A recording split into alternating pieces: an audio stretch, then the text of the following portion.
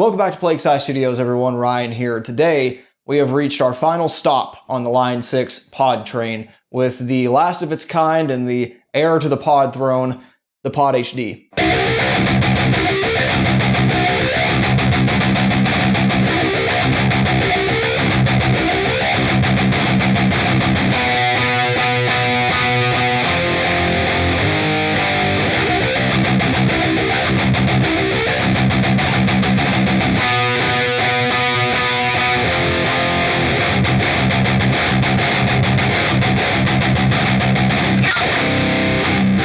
The first thing you'll notice with the HD bean compared to its predecessors, who were clad in some rather vibrant shades of red, they opted for a much more stealthy approach here.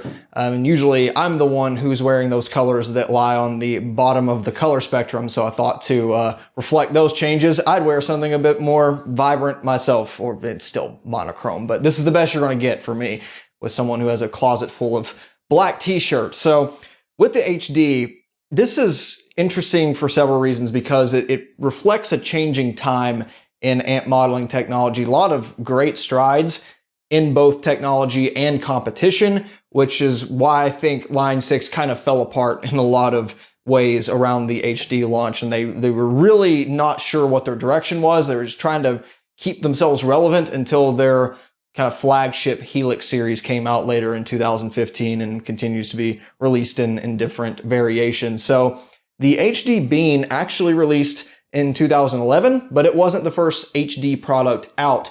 The HD 300, 400, and 500 floorboards came before it.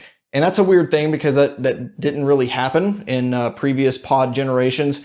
And another interesting takeaway is that the product segmentation with the HD was all over the place. With the previous generations, it was fairly consistent. So whether we're talking about XT or X3 or even the original 1.0 or 2.0, the product stack looked more or less the same. Starting with the original and 2.0, the release schedule always looked something like this, where you had the desktop kidney bean release first, followed by a pro version that was rack mountable for those that wanted to use pod technology either touring or in the studio. There was a floorboard version for those that gigged or wanted to be a little bit more serious playing at home. Some of those did take longer than others to come out, especially with the original series. And then there was always an amp head of sorts between those releases that was more or less a pod and a power amp. So you had stuff like the FlexTone 1 and 2 for this generation. You had the Veta HD and Veta 2 for the XT and X3 generation. And that was always kind of their deal. Of course, you had Spider amps and some other more computer-centric software and hardware that essentially borrowed the same tech. But for the most part, the lineup always looked like that. And so if you're looking for a certain use case, there was a singular pod product for you, depending on what year you're looking at.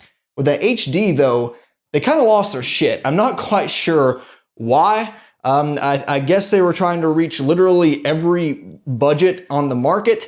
And so because of that, they had several revisions that basically did the same thing, just with different levels of power. So starting with the HD 300, 400, and 500 floorboards, they're all more or less based on the same architecture, this new and improved, built from the ground up HD algorithms.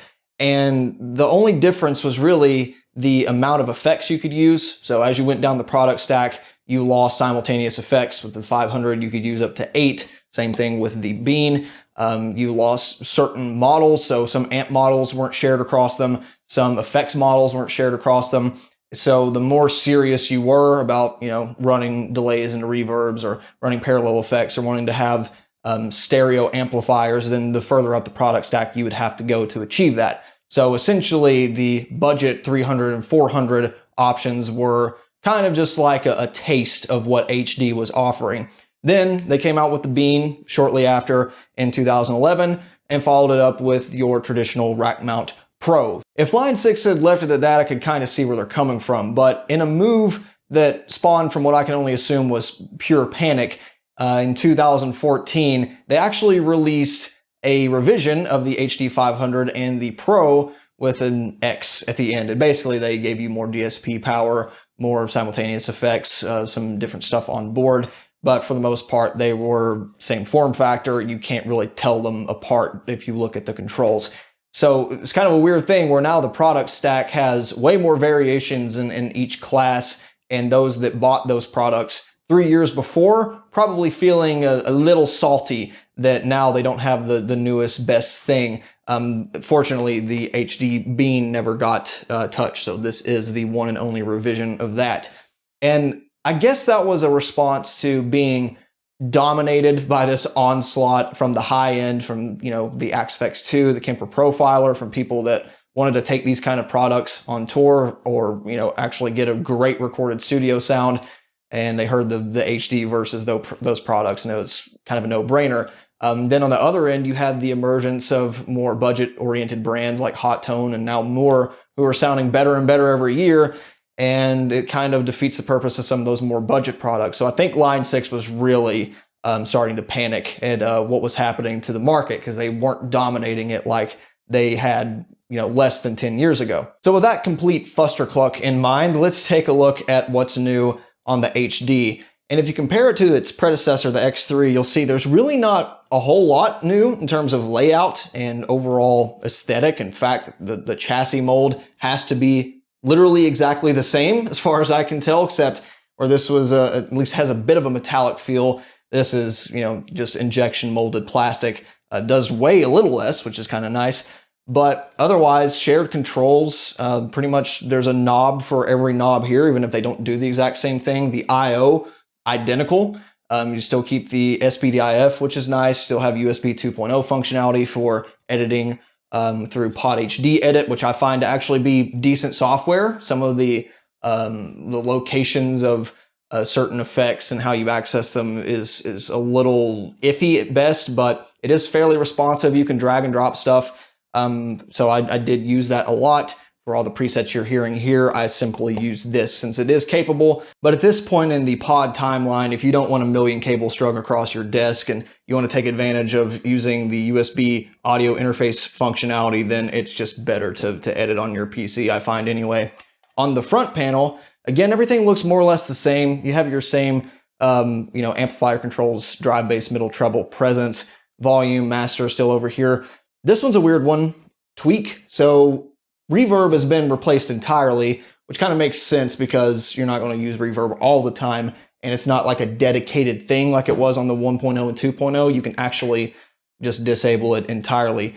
But what they were going for here is to have this be an assignable control to whatever you want. So if you want to make this modulation speed or delay mix or whatever, you could go through the settings and do that. Personally, I find the tweak control to be utterly useless because everything is so menu and context dependent, even more so than the X3, that I'm just going to use the D-pad and scroll over to it and then use whatever comes up on those menus. It's really not useful in a real-time scenario.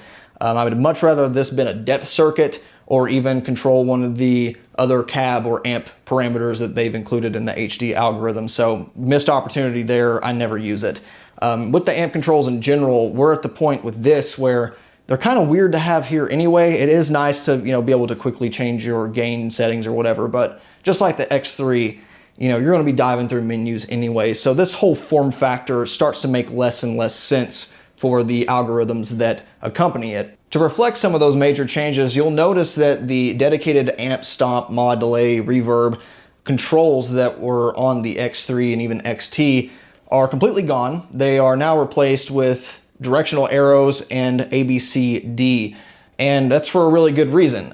There's actually no dedicated signal chain anymore, so you can kind of do whatever you want. If you want to run multiple stop boxes into each other, you can do that. So you can't just have one stop box button.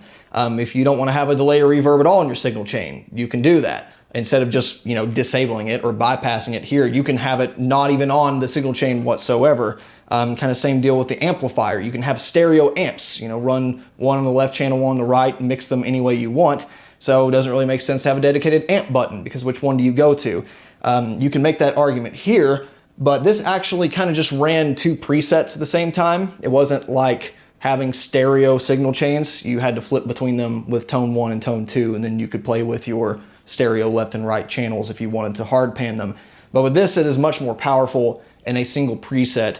And so for that reason, they give you the ability to change between presets immediately. So, preset A, B, C, and D is at your fingertips, depending on what bank you're in.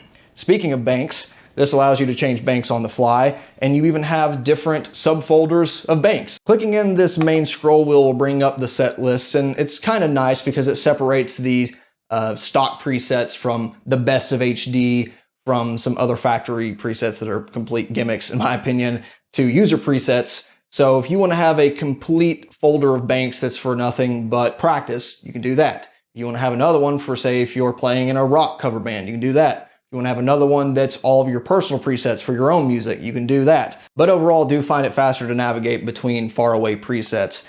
The rest of the buttons have remained the same, except they have different functions. So you still have your same D-pad to navigate. Move actually picks up whatever block you have in the signal chain. You can move it that way. Click it again, it'll place it back down. Enter or double tap will allow you to completely bypass effects or enter the effect for deep editing, and then save, since you now have click in functionality here, is there. And view allows you to change from, say, the detailed view to a larger, just show you what preset you're on if you're not editing from the screen. And finally, the screen is, well, as far as I can tell, it's the same resolution here, except now you're on a monochrome black and white screen. How very 2010, more like 1990. It still looks like a Nokia cell phone, but it's functional. Finally, in addition to all the channel controls, if you hold down this bottom arrow, it'll actually pull up a looper screen, which makes all these controls do stuff like half speed, reverse, how many loops, how many measures.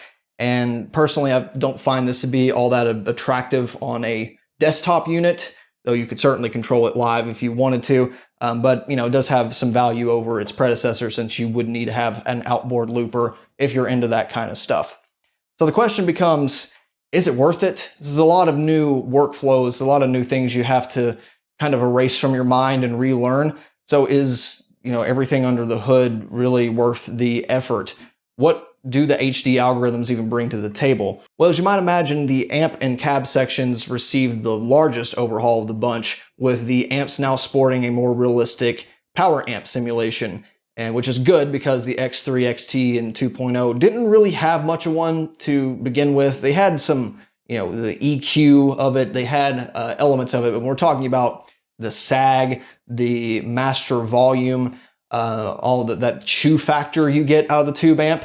It was really pretty much non-existent on those products, which is why I feel tube power amps really help these things if you're going to drive a real speaker cabinet with it versus solid state. Here, though, you have stuff like sag. You can even turn up the hum if you want some classic 60-cycle hum in your recording to make it more realistic, I suppose, which cool touch. There's also things in the cabinet section like a low cut, resonance, thump, even time decay that will allow you to dial in the mix a little better, but also sound that much more airy, that much more realistic. Add some resonance to the microphone. Kind of that thump does sound a lot like the Axe-Effects resonance feature in the cabinet block.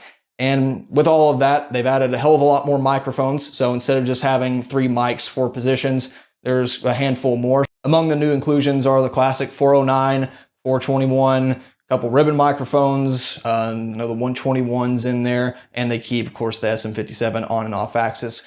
You still can't mix cabinet sounds, which pisses me off because that is 90% of my tones are mixed microphone sounds, especially even mixed speakers. So if you want to do that, you're going to have to take advantage of another feature, that is stereo amps. So if you want to run 2 separate amplifiers, you can do that. You can hard pan them, you can mix them together, which I do find kind of cancels out some of the less nice things about each individual amp. So you might want to try that. But if you want to have separate cabinet sounds, then you can run the same identical amplifier twice. Say run a rectifier into V30s and the other rectifier into T75s, mix your microphones, and you'll get something that I find to be a bit more convincing.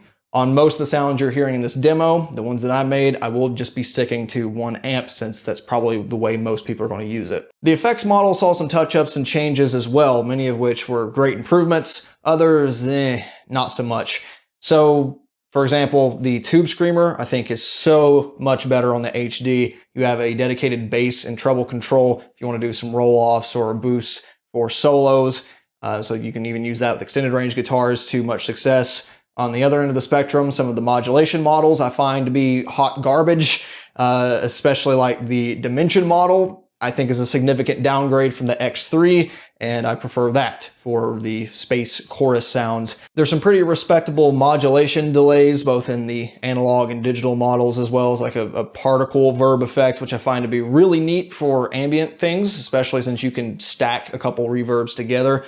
So in that sense, it is much more capable than kind of the standard ping pong or stereo delay through one type of reverb that you'll get out of the X3. I also find the hall room plate, even the springs, to be really brilliant, really lush, depending on how you have them set. You can also, always dial back the tone if you want it to be a little bit more tame, but this has more of that godlike sound, angelic reverb that I like, that I think was missing a bit from the X3. And even there was elements of that in the 2.0 that I also enjoyed. The EQ section see a major improvement as well, with several models to do just about anything you want it to. So there's a nice studio version that I use as kind of a pre-boost. You can cut off the lows from like 180 to 140, even up to 500 hertz. Dial that anywhere you want. You can do a shell for a cut past 1500 hertz, boost the input gain, and ta-da, you have like a TC Electronic integrated preamp sound. There's also graphics, parametric EQs that you can put after the amp. You can stack them together. Many of the chosen frequencies, I think, are right on the money, and definitely helps to tame some of the not so nice things about some of these amplifiers in a way that was much more limiting on the X3. You did have kind of a high shelf, low shelf, a couple parametric bands, but to me, I use those more to compensate for the fact that it was missing some of those power amp frequencies, more than just trying to fine tune the amp sound, which is what I would use this for. Now, so far, all of these things are sounding more or less par for the course. It's an upgrade. There's going to be a few things that they miss or, accidentally downgraded in some way, but you get that with any software upgrade, and overall it's sounding like a pretty significant improvement. Well, this is POD we're talking about. There's always a catch in some way, and that is one of the major takeaways I found through reviewing all these units is like, oh man, that's cool, that's great. What the fuck, Line 6? Why? And that what the fuck moment was seeing the amp models. So all the improvements they made in the cab section, all the new microphones, it is kind of diminished by what they did to the amp models. And you pull up the amp models at first, especially if you're like looking in Line 6 HD edit, and you count them and go, oh, wow, there's actually quite a few in here. It might be as much or maybe more than you'd find in more budget-oriented units like that from the, say, the Moore GE200 or even up to, say, the Atomic Amplifier. Okay, this is pretty cool. And then you start reading the names and you realize, oh, wait, these are duplicates. So they actually have a full version of every amplifier, and then they have a preamp version. So you have one model that, has the preamp and power amp section, and then you have one model that's just the preamp if you want to run it into a external tube power amp. So, that does change some things from the X3 and XT and even 2.0, where you had to tune for cabinets and all this bullshit that I was not a fan of. So that does make things easier. But once you account for the pre's, and I think they even include some for microphones, you realize, oh, there's only 16 amp models in this thing. You heard that right. 16 amplifiers, the same amount that the original 1.0 shipped with over 10 years prior. And the dirty secret with the 1.0 is it actually had 28 on board. You just had to access them through MIDI, and they were all there on presets if you wanted to just change them preset by preset. And then the 2.0 added 4 more and allow you to control them like this. What? So we have all these advancements in amp algorithms and storage and memory, and you cut the amp count in half compared to the 2.0, not to mention that you had, what was it, in the 40s, 50s, I don't even know, on the X3 by the time they added all the XT amps, plus the expansion models. What a letdown. And then it becomes even worse once you start counting what the amps are.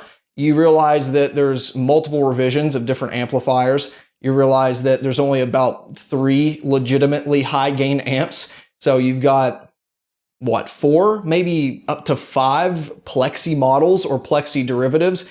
There's a couple Fender black faces. There's maybe there's just one Vox on here. So for the metalheads out there, you really had the rectifier, the Bogner Uberschall, and an Engel. I can't remember if it's the Fireball or Powerball on this one. It switched between those two gens. But you also have the JCM 800 if you boost the shit out of it and consider that to be a high gain amp. But what the hell?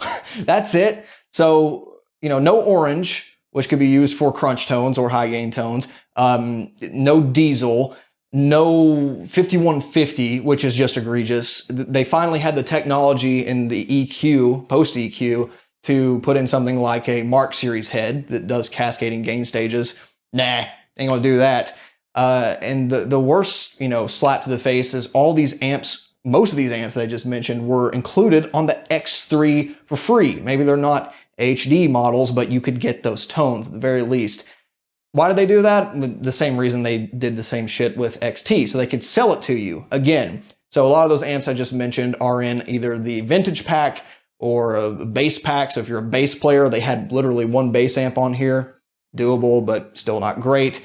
And then you also had the metal pack, which includes some of those amps I was talking about, like the 5150. There's a better 2204 model. There's another Bogner. There's the big bottom from the X3, which is nice. But some of those amps that I mentioned, like a diesel, they don't even exist on HD. So if you like those tones from X3, fuck off, I guess, is what Line 6 would tell you. So, oh man, it makes my head hurt. And I did buy one of the packs. I did buy the metal pack, not for this video, but for an upcoming one.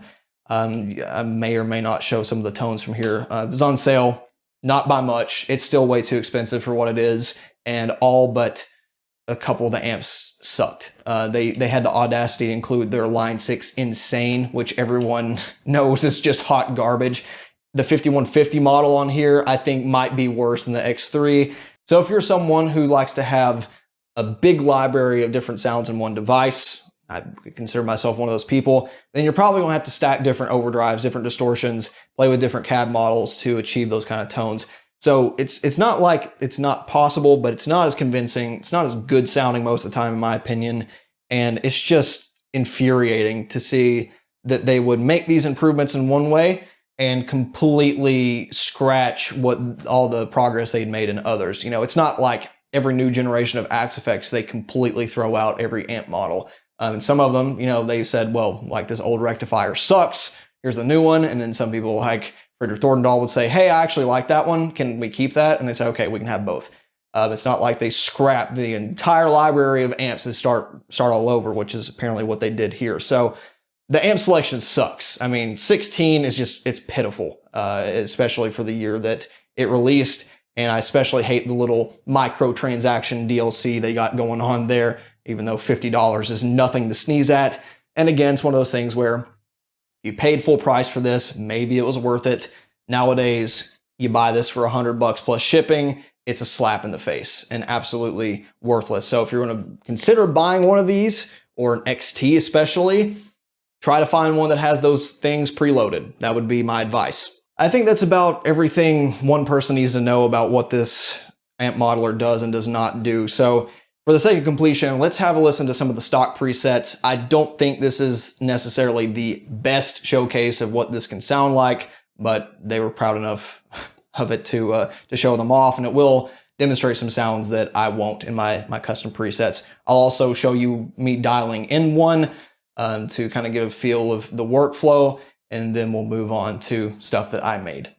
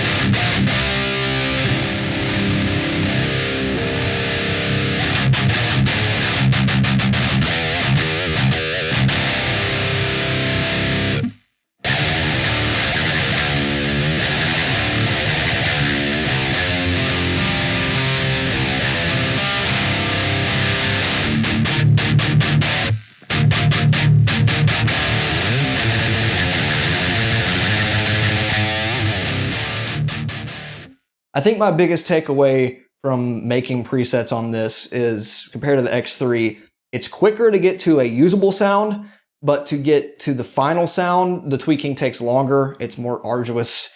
There's more parameters, and because some of them are so sensitive and others like not sensitive at all, there's more combinations. I do find the X3 experience to be much more streamlined, which I don't think should be surprising to most people, but I can definitely see why some people were frustrated with this, saying, you know, I've got this big bottom sound on the X3, or I've got this crunch sound and it does the breakup, it does everything I want, And I put the same settings on this and it sounds like shit. And I try to tweak it by ear and it sounds like garbage. And therefore you had a lot of even professional studios that said, you know, we use Pod Pro, we use Pod XT Pro. I'm selling this Pod HD Pro immediately. So there is some growing pains there. As for my personal presets, I do feel many of them improved, others not so much. So let's have a listen to those and I'll let you decide.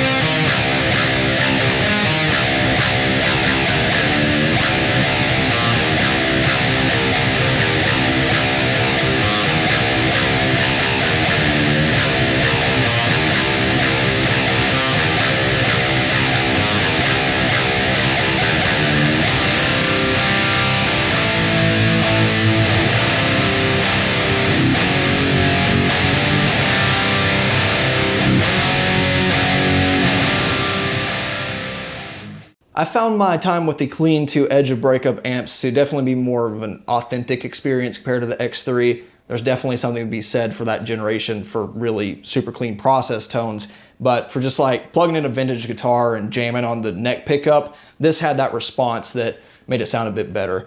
And high gain was kind of a similar situation as far as the attack and the brunt of the pick goes. But there's that high-end fizz that people always associate with digital modelers of this generation, and there's definitely parts of that that aren't pleasant. You can tweak it a little bit better with post EQ, but if you're just looking to, you know, slap an amp model on and get to jamming, you might find some unpleasant things about that. Now, from my experience, that isn't so much the fault of the amp models itself, and hopefully I'll prove that here. I think the cab models are once again the biggest bottleneck here. And in the year 2011, it is seriously disappointing that they couldn't include impulse responses. Why it took them until Helix to do that is just beyond me. I mean, people have been using IRs in the studio for what, 15 years now? Probably before then that I don't even know about. So what I'll show you now is a couple interesting things. Since this is primarily a desktop unit, it is a direct recording device, I'm going to show you what this sounds like with third-party impulse responses. That's a big thing that a lot of people on the forums recommend. So, someone will say, I've got an HD device, I don't really have the cash to upgrade to something else right now. What's the best thing I can do to make this sound better? Some people will say post EQ the shit out of it. Most people will say disable the cabs and put it into a actual impulse response. I'm going to show you that. Let's have a listen to one of the stock onboard cabs. I'll let you listen to another IR that's kind of close, not the exact same thing, but pretty close mic and speaker setup. And we'll listen to both the full amp model as well as the pre-model going into an external power amp sim to see if that changes anything.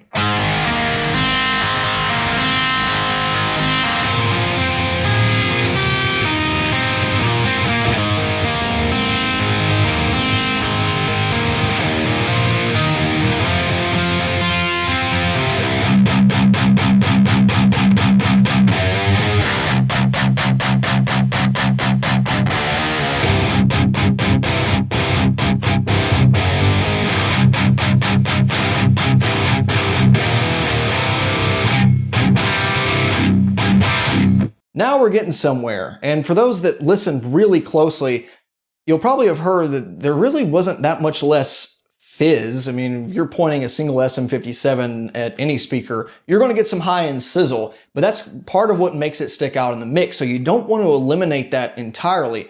What it does have, though, is much more body, much more resonance in those lows and low mids without being mushy or muddy. And so it distracts you from that. It's not as overbearing in those high frequencies, and a lot of that stuff gets cut off past, 10K, if not less, when you're recording anyway, at least when it comes to the really harsh, distracting noises. So, you can still have the good parts of the fizz without being completely thin, which I think a lot of the cabs and microphone combinations do on here.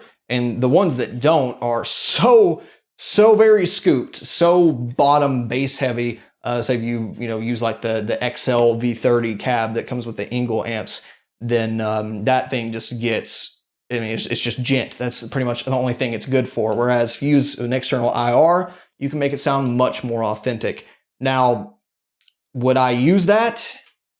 Probably not. I'd probably just rather throw in some other free plugins because you're already plugging into other VSTs anyway. So I would just find one that I like, whether it be Ignite Amps Emissary, something from Vadim Taranov, maybe pay a few bucks for something and call it a day at that point. But if there's a particular amp model or two that you like on this and you would still like to use it, then it is a valid use case. Now, the other thing that a lot of, say, floorboard or pro users would want to do, but you can certainly do it with this as well, is run it into a power amp. So we should expect to hear some of those improvements that you get with an impulse response. And let's see what it sounds like through both a tube power amp with the pre-model as well as a solid state power amp with the full model.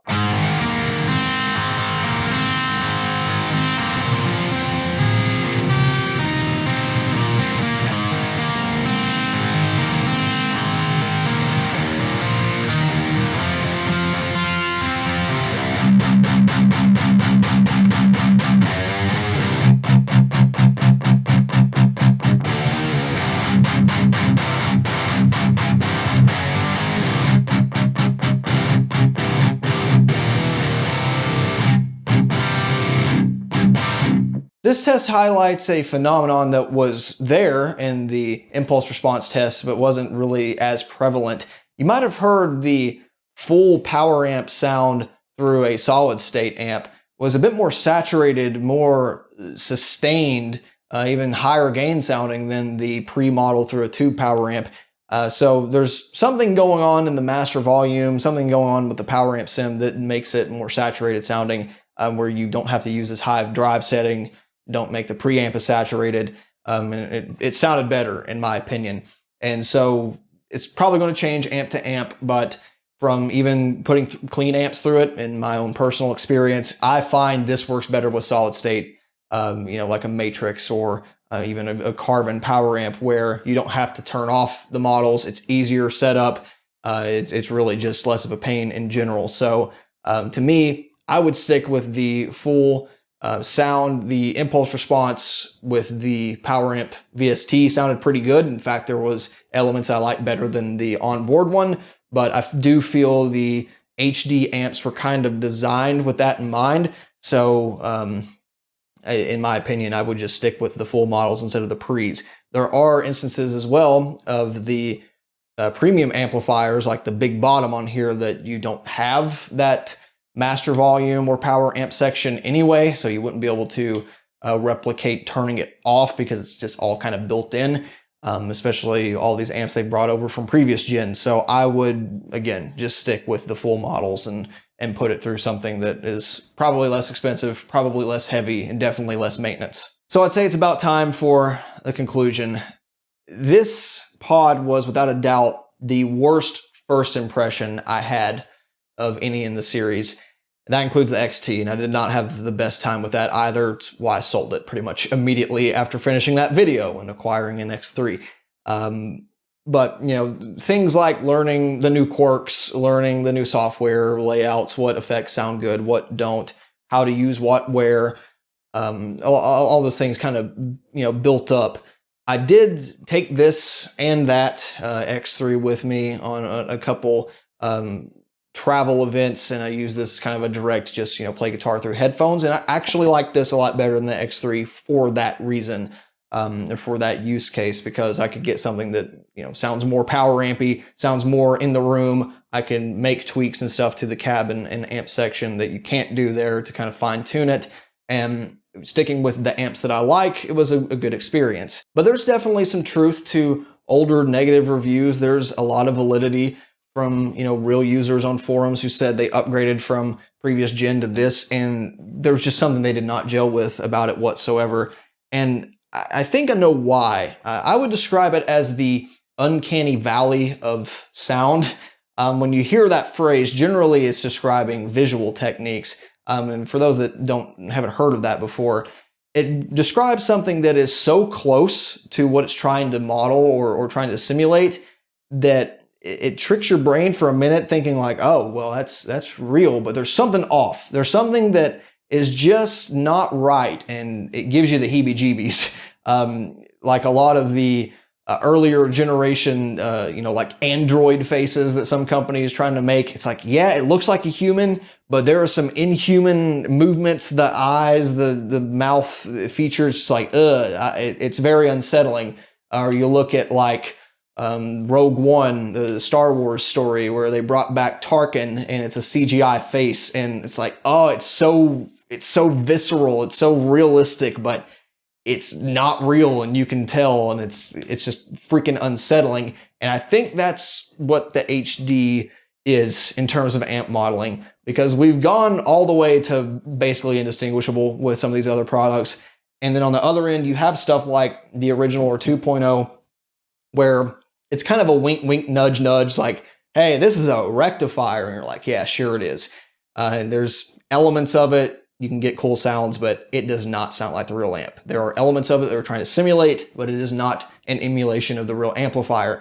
And so for that reason, I think this is aged a little better than even the HD has in half the time, because it's kind of like practical effects in older movies, like the older Star Wars or Jurassic Park or The Thing, whatever, or even say older video game graphics through the late 90s, early 2000s for games that focus on art style, something like Banjo-Kazooie, that even though, you know, it's low res, low polygon, it still looks great on the eyes, especially if you upscale it in resolution. Whereas something that's less than 10 years old that was shooting for a more realistic art style, like an older, you know, Call of Duty game, looks like hot garbage now. And I think that's the effect we're hearing with audio. And for that reason, I think this one is definitely harder to get along with than the other pods. The HD Bean is also in a really, really weird scenario compared to the others, where this is damn near impossible to find.